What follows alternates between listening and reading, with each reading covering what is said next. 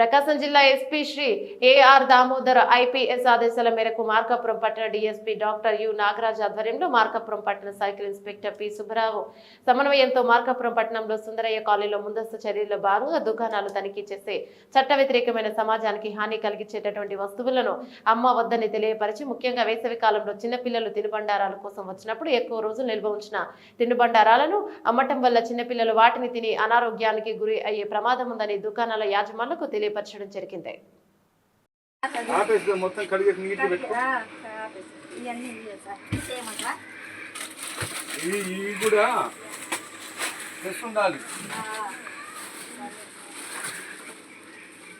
ఎందుకంటే పిల్లలకు ఆరోగ్యం చెడిపోతుంది.